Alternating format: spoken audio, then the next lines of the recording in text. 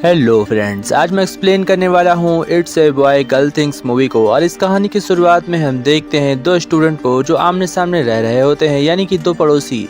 इसमें से लड़की का नाम नेल होता है और इस लड़के का नाम डैन होता है। दोनों आपस में बहुत ज़्यादा लड़ाइयाँ करते थे और इन दोनों ही आपस में बिल्कुल भी नहीं पड़ती थी। साथ ही साथ इनकी फैमिलीज भी एक दूसरे से बहुत ज़्यादा नफरत करती हैं। तभी हम देखते हैं डैन को जो अपने डैड के साथ बैठकर बातें कर रहा होता है और उसके डैड उससे कहते हैं कि तुम्हें इस बार गेम में नंबर 1 पे आना है, क्योंकि मुझे गेम बहुत ज़्यादा पसंद है और हमारे पूर्वज हमेशा से इस गेम को जीतते आए हैं। डैन हाँ कहकर आगे चला जाता है और तभी हम देखते हैं नेल रास्ते में जब जा रही होती है तो वह उसे कार से छीप देता है। नेल बहुत ही बुरी हालत में अपने कॉलेज पहुँचती है और उसके बाल काफ़ी ज़्यादा अजीब हो जाते हैं।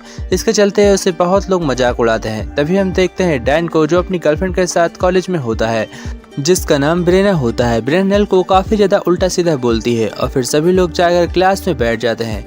क्लास के अंदर भी डैन नेल को बहुत ज़्यादा परेशान करता है। फिर प्रोफेसर कहते हैं कि हमें अब म्यूजियम के लिए निकलना होगा। सभी स्टूडेंट म्यूजियम को देखने के लिए आते हैं, जहाँ पर एक प्राचीन भगवान की मूर्ति रखी होती है और यह मूर्ति काफ़ी ज़्यादा शक्तिशाली होती है। इसे देखते देखते हम देखते हैं कि डैन और नेल उस मूर्ति के सामने आपस में काफ़ी ज़्यादा लड़ाइयाँ करते हैं। यह सब मूर्ति को बिल्कुल भी पसंद नहीं आता है, यानी कि उस मूर्ति की वजह से अंदर गॉड को बिल्कुल भी पसंद नहीं आता है।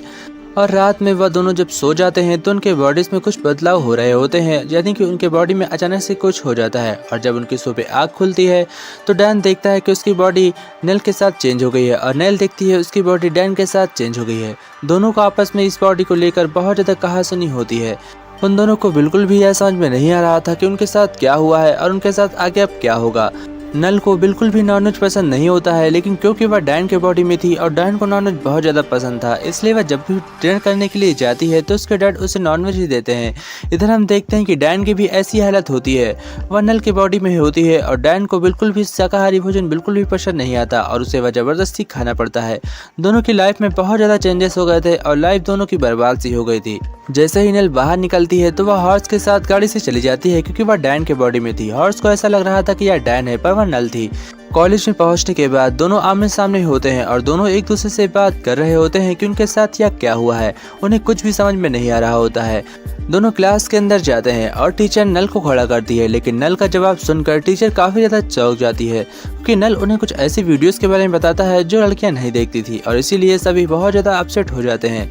इधर हम देखते हैं कि अब डैन भी बहुत ज़्यादा अपसेट हो रहा था, क्योंकि उसके अंदर आत्मा जो नल की थी वह अपने आप को ऐसा देखकर बहुत ज़्यादा बुरा फील कर रही थी। तभी डैन की गर्लफ्रेंड आकर उससे पूछती है क्या तुम मेरे साथ रात गुजारोगे, पर डैन इनकार कर देता है और यह सुनकर उसकी हालत खराब हो जाती है, क्योंकि कोई भी लड़का अपने साथ ऐसा नहीं करेगा। फिर वह घर चला जाता है और हॉर्स से जाकर मिलता है। हॉर्स से बताता है कि आज हमारा मैच है, क्या तुम मेरे साथ मैच खेलने नहीं चलोगे। तभी डैन कहता है कि आज हमारा मैच है और मुझे याद नहीं। तब उससे ज़बरदस्ती वह मैच खेलने के लिए लेकर जाता है, जहां पर हम देखते हैं कि इस बार डैन लड़कियों के जैसे खेल रहा है। कोच यह सब देखकर डैन के ऊपर बहुत ज़्यादा गुस्सा करता है और सभी लोग उससे बहुत ज़्यादा निराश होते हैं। हॉर्स से कहता है कि अब तुम्हें इस मैच को छोड़ देना चाहिए, क्योंकि तुम इसके काबिल नहीं बचे हो। इधर नल की हालत बहुत ज़्यादा बिगड़ी होती है, क्योंकि इसके अंदर डैन की आत्मा होती है। वह लड़कों जैसे बिहेव कर रही थी, डैन एक लड़के जैसा बिहेव कर रहा था। दोनों के बीच अब कहासुनी हो गई थी। तभी वो लोग आपस में बात करते हैं कि वो दोनों एक दूसरे की बॉडी का ख्याल रखेंगे, वो ऐसी कोई भी चीज़ नहीं करेंगे जिससे एक दूसरे की इंसल्ट हो। पर नल डैन से कहती है कि मेरे पास तुम्हारी बॉडी है और मैं इस बॉडी का पूरा फायदा उठाऊंगी।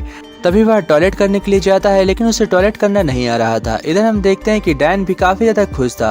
वह अपने लड़कियों के साथ रह रहा था और लड़कियां भी उससे काफ़ी अच्छा बिहेव करती हैं, क्योंकि वह इस समय कुछ दिनों के लिए लड़की है और इसीलिए वो काफ़ी ज़्यादा खुश था, क्योंकि वह लड़कियों को जैसे चाहे वैसे देख सकता था और कोई भी इसे टोकने वाला नहीं था। तभी वह बॉबी के साथ रात गुजारने के लिए जाता है, लेकिन रात में जब बॉबी उसके काफ़ी करीब आने लगता है तो वह डर कर वहाँ से भाग जाता है। नल बहुत ज़्यादा घबराई हुई होती है। तभी डैन की मॉम उसे समझाने के लिए आती है और उससे कहती है कोई बात नहीं, तुम मेरे बेटे जैसे हो, कुछ भी हो जाए मैं तुम्हारे अपने साथ रखूंगी। यह सुनने के बाद उसे बहुत ज़्यादा खुशी मिलती है। फिर नेक्स्ट डे वह कॉलेज जाता है और सीढ़ियों पर बैठ कर रोने लगता है।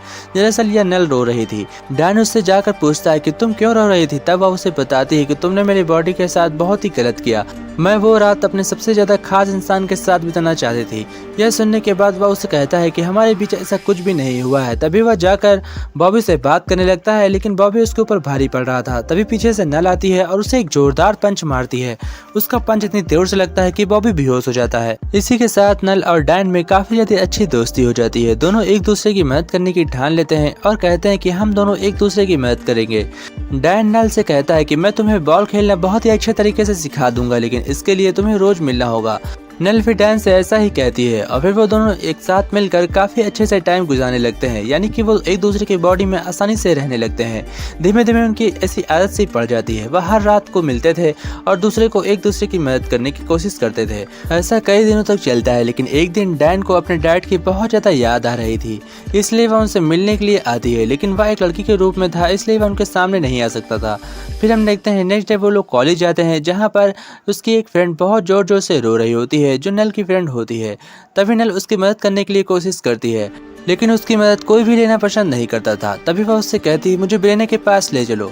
वह ब्रेने के साथ जाकर रहने लगती है और ब्रेने की जाकर सेवा करती है। क्योंकि वह एक लड़का था, उसे ब्रेने की सेवा करने में बहुत ज़्यादा मज़ा आता था।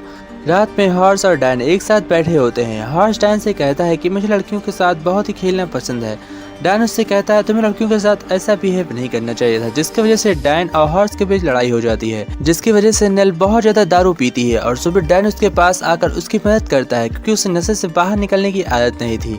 फिर वो दोनों एक दूसरे की बहुत ज्यादा अच्छे से मदद करते हैं, ताकि वह एक दूसरे की लाइफ में अच्छे से एडजस्ट हो सके और एक दूसरे की काफी अच्छी मदद कर सके। ऐसा कई दिनों तक चलते रहता है। वो एक दूसरे की मदद कर कर आगे आगे सीखते रहते हैं और वो दोनों धीमे धीमे एक दूसरे को पसंद भी करने लगते हैं। ऐसा कई दिनों तक चलते रहता है। एक दिन हम देखते हैं कि नल की फैमिली को यह पता चल जाता है कि वह डैन से बातें करती है, जिसकी वजह से नल की मॉम उससे कहती है कि तुम डैन से बातें नहीं करोगी। यह सुनने के बाद डैन को बहुत ज़्यादा बुरा लगता है। वह रात में जाकर नदी के किनारे बॉल खेलने लगता है और वह बहुत ज़्यादा गुस्से में होता है। तभी नल उसे समझाने आती है। वह उससे कहती है कि हमें अपनी फैमिलीज की बात न सुनकर अपने काम पर फोकस रखना होगा, क्योंकि हम लोग एक ऐसी मुसीबत में फंसे हैं जिससे निकलने का हमें पास कोई भी रास्ता नहीं है। यह सुनने के बाद डैन उससे कहता है कि हाँ तुम तो ठीक कह रही हो, और फिर वह अपने घर लौट जाता है। दूसरे दिन नल का एक इंटरव्यू होता है बहुत ही बड़े कंपनी में, इसलिए उसे डैन को जरूर ही देना था। डैन उसके देने के लिए जाता है, जहाँ पर वह बॉस से बातें करता है, पर बॉस को उसकी बातें बिल्कुल भी समझ में नहीं आ रही थी, क्योंकि वह एकदम अनोखी बात करता है। नल को इस इंटरव्यू के बारे में कुछ भी नॉलेज नहीं थी, इसलिए वह इंटरव्यू में अच्छे तरीके से बिहेव नहीं कर पाता है। लेकिन वह अंत में बॉस को कुछ ऐसा सुनाता है जिससे कि वह इम्प्रेस तो हो जाते हैं, लेकिन उसे नौकरी नहीं मिलती। वह सीधा मैच देखने के लिए आता है कि उसके मैच का क्या हाल होने वाला है। नल मैच खेलने के लिए बिल्कुल तैयार होती है और वह मैच स्टार्टिंग में हार रहे होती है। वह 5 पॉइंट से पीछे चल रहे होते हैं, इसलिए डैन को बिल्कुल भी अच्छा नहीं लग रहा था।